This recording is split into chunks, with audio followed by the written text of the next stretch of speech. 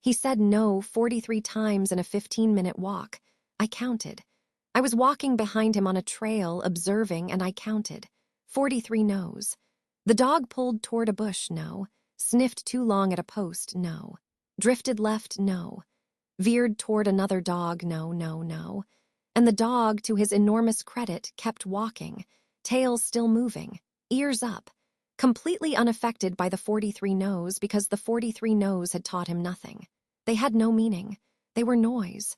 His owner, by contrast, was exhausted, tense, slightly defeated in the way people get when they're working hard and getting nowhere. He turned to me at the end of the trail and said the thing I hear more than almost anything else in this work. I feel like he just doesn't listen. And I said what I always say, your dog is listening perfectly. He's just not hearing anything useful. No is the most common word in dog training. It is also, by a significant margin, the least effective one. It tells a dog what you do not want. It gives them zero information about what you do want. And it trains frustration, yours, into the very interactions that should be building a relationship. Today we fix that, all of it. Here's the question I want you to hold for the next 12 minutes. If no doesn't work, and I am going to show you exactly why it doesn't, then what does? Because that's the gap most dog owners are living in. They've been told not to use punishment. They've heard the word positive reinforcement. But nobody has sat down and explained, concretely and practically, what you actually say instead when your dog is jumping on a guest, or chewing the corner of the couch, or bolting toward the street. The absence of no can feel like the absence of any tool at all, like you've been disarmed and told to wing it. You haven't been disarmed. You've been given a toolkit that's more powerful than no ever was. You just haven't been shown how to use it yet. By the end of this video, you'll have 4 concrete techniques, not concepts, not philosophies, 4 things you can do differently starting on your very next interaction with your dog. And you'll understand why each one works at the level of how your dog's brain actually processes information. Let us go. Why no doesn't work, the actual science. Before the techniques, we need to understand exactly why no fails because it isn't obvious, and the reason matters for everything that comes after. Dogs learn through association and consequence. A behavior that produces a good outcome gets repeated. A behavior that produces a bad outcome gets reduced. This is the foundation of all animal learning, and it is completely solid science. The problem with no is that it doesn't fit cleanly into either category. It's not a reinforcer, it doesn't reward anything. It's not a reliable punisher, most of the time it costs the dog nothing. A dog jumping up on you gets to jump up on you.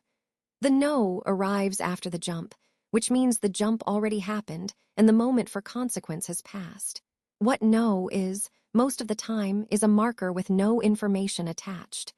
It marks your displeasure, which is real, but it doesn't tell the dog what to do instead. And here is the fundamental truth of behavior change. You cannot train the absence of a behavior. You can only train the presence of a different one. Stopping a behavior requires replacing it, and no offers no replacement. It's a dead end. The dog hits it and has nowhere to go, no alternative cue, no rewarded path forward, nothing to do except try the same thing again and hope for a different response. What no communicates? That you are unhappy, that something is wrong. Zero information about what to do instead. No pathway to a reward, no reason to change. What we need to communicate: a specific alternative behavior, a clear cue, a reliable outcome, a reason to choose differently, a pathway to something good. This is why the 4 techniques below do not just feel better, they work better. Provably, measurably, consistently better. Technique 1, replace and redirect. Every unwanted behavior has a function. The dog jumping on guests wants social contact. The dog chewing the chair leg wants to chew something. The dog pulling toward the other dog wants to get to the other dog. The behavior is the method, and the method is the problem, not the want itself. Replace and redirect means intercepting the unwanted behavior before or as it starts, and immediately offering an alternative behavior that meets the same underlying need. Dog about to jump on a guest. Ask for a sit before forepaws leave the ground. Guest interacts only when the dog is sitting. Jumping stops being useful. Sitting becomes the reliable way to get social contact. You haven't removed the want. You've replaced the method. Dog going for the chair leg? Have a chew toy in your other hand. Redirect to the toy. Reward the engagement. Over time, furniture becomes a signal to go get the chew toy rather than a target in itself. The timing matters enormously here. You want to redirect before the unwanted behavior completes, not after. After is too late. After the behavior has already been practiced. Your new phrase. Instead of no, ask for the behavior you want. Sit, off, leave it. One word. The behavior you want, not the behavior you do not. Every single time. Technique 2, mark the yes. The reason no doesn't work is that it marks a moment. The reason positive reinforcement works is that it marks a moment too, just a different one. And the moment you mark is everything. Most owners use correction reactively. They respond to what goes wrong. Mark the yes means flipping that orientation entirely. You are actively watching for what goes right and marking it the instant it happens. Your dog is walking calmly past a distraction. Yes, treat. Your dog makes eye contact with you in a high-distraction environment. Yes, treat. Your dog walks into a room and lies down on their bed without being asked. Yes, treat. These micro-moments happen constantly, and most owners let them pass unremarked. Every unmarked moment of good behavior is a missed deposit into the training account. The marker, a crisp yes or a click, has to arrive within 1 to 2 seconds of the behavior. That window is the connection. Miss it and the dog learns nothing specific. What this builds over time. A dog who is actively offering good behaviors because good behaviors reliably pay off.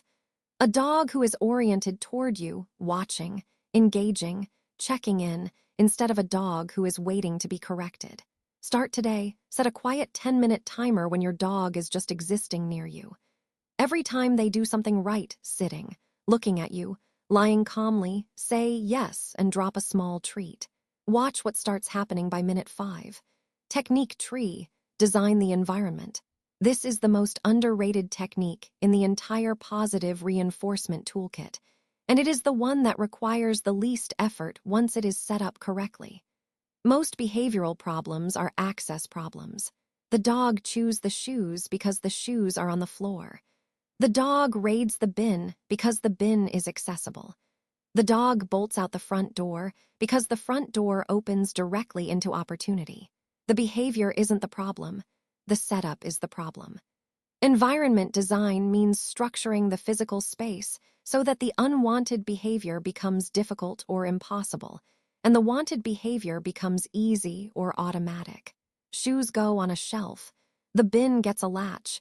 A baby gate creates an airlock at the front door. This isn't cheating.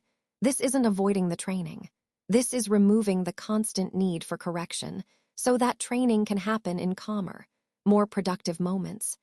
And so the dog isn't practicing the unwanted behavior hundreds of times while you are figuring out the training.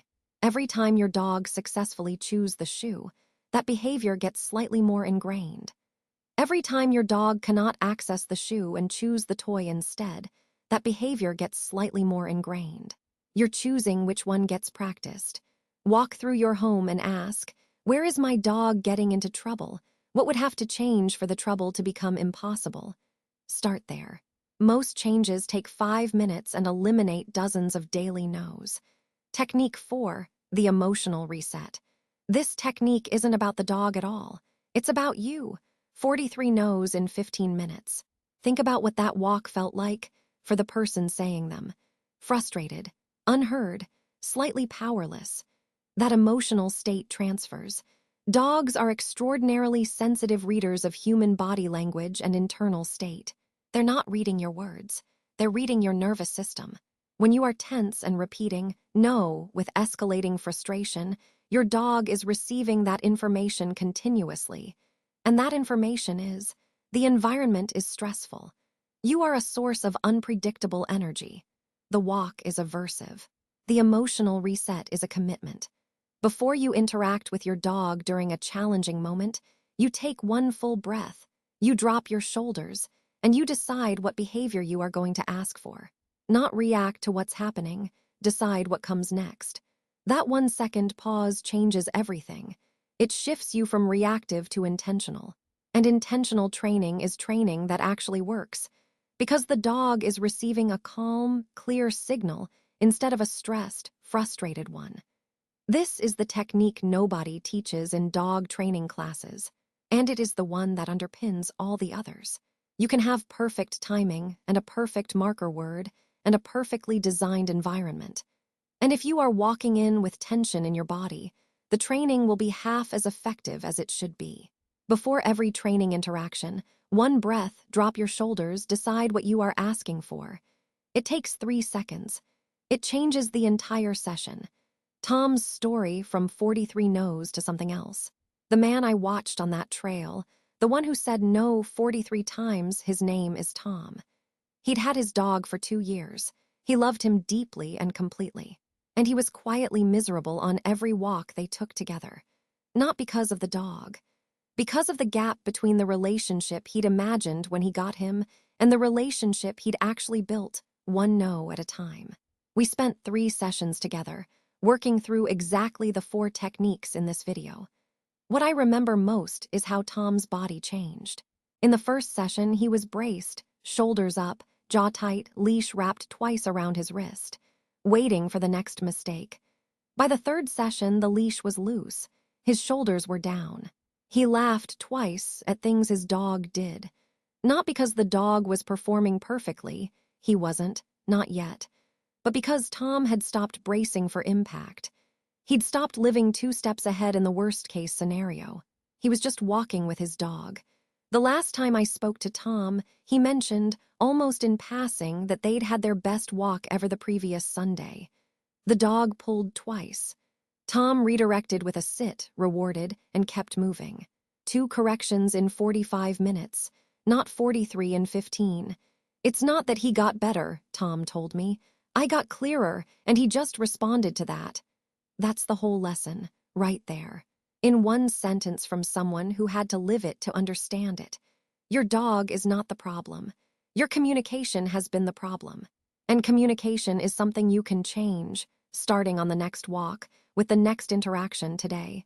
What this actually is. At the start of this video, the hook was a single line. No doesn't teach, this does. I owe you a complete answer to what this is. This is clarity. This is giving your dog a path forward instead of a wall. This is redirecting instead of correcting, marking the right moment instead of the wrong one, designing the environment so good choices are easy, and showing up to every interaction with your own nervous system settled first. None of these things are soft. None of them are permissive. They do not mean your dog does whatever they want. They mean your dog understands, clearly and without confusion, what you want, and has a reliable way to earn good things by doing it. 43 no's taught nothing except that walks are tense and humans are unpredictable. 4 redirected sits, 4 markers, a well-designed morning routine, and 3 seconds of breath before the leash goes on. That teaches a dog who to be and how to be it. The dog hasn't changed. What you are saying to them has changed. And dogs, given clear information and a reason to respond to it, are astonishingly good at rising to meet it. That's what this is, and you can start it on your next walk. 1 thing before you go, and this is genuinely coming from curiosity, not a formula. Which of the 4 techniques landed hardest for you? Was it replace and redirect? Mark the yes, the environment design insight, or the emotional reset, the one that's actually about you, not the dog. You can see references is in the description. And if today was the video that shifted something for you, the thing that finally gave language to a frustration you couldn't quite name, share it with whoever needs it. Sometimes the most useful thing we can do for the people we love is hand them the right video at the right moment. See you in the next one. New videos every week. Real training, real results, backed by science that actually works. Scan the QR code or tap subscribe now.